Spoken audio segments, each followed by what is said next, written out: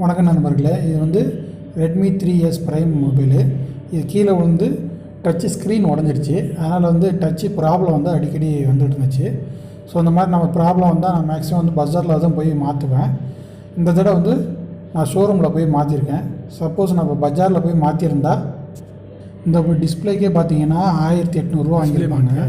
அது இல்லாமல் அந்த டிஸ்பிளே மாற்றுறதுக்கு 500 சார்ஜ் எல்லாம் வாங்கி மொத்தம் 2300 வாங்கியிருப்பாங்க. ஆனால் இங்கே வந்து வெறும் 1592 தான் வாங்கினாங்க.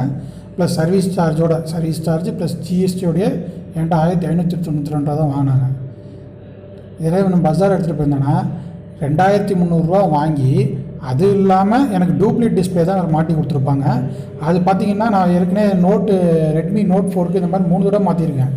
மாற்றி ஒரு வாரம் ஒர்க் ஆகிருக்கும், திரும்பி அதே டச்சு கம்ப்ளைண்ட் வந்துடும். லைட்டாக கீழே ஒரு சின்னதாக கீழே வந்தால் கூட இது ஒன்றே டச் ஒர்க் ஆகாது, திரும்பி போய் ஒரு மாற்றுறது. ஏன் அந்த மாதிரி நான் மாற்றினானா சரி ஷோரூம் போனால் டிஸ்பிளேவே 3000 4000 சொல்லுவாங்க, அதுக்கு நம்ம 1800 இதை வாங்கி மாற்றிக்கலாம் அப்படின்னு நான் மாற்றிருந்தேன். இந்த தடவை பார்த்தீங்கன்னா ஷோரூமில் எடுத்துகிட்டு போய் நான் டிஸ்பிளே மாற்றி வாங்கிட்டு வந்தேன்.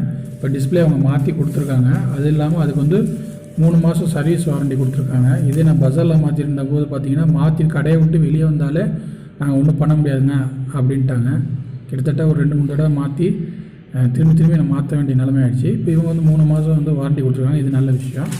அது மாதிரி உங்களுக்கும் இந்த மாதிரி டிஸ்பிளே உடஞ்சிச்சின்னா ஃபஸ்ட்டு ஆத்தரைஸ் சர்வீஸ் சென்டர் எங்கே இருக்குன்றதை கூகுள் மேப்பில் செக் பண்ணி அவங்கள காண்டாக்ட் பண்ணி என்ன ரேட் வருதுன்னு பாருங்கள். உங்களுக்கு அந்த பட்ஜெட் ஓகே அப்படின்னா நீங்கள் ஷோரூமில் போய் கொடுத்து மாற்றிடுங்க. அப்படி இல்லைன்னா வெளியே மேக்ஸிமம் போகிறத தவிர்த்துக்கோங்க. ஏன்னா அவங்க வந்து கடையில் மாற்றி கொடுத்த உடனே ரிப்பேர் ஆனால் கூட அதுக்கு நான் பொறுப்பு இல்லைன்றாங்க. தேங்க்யூ ஃபார் வாட்சிங்.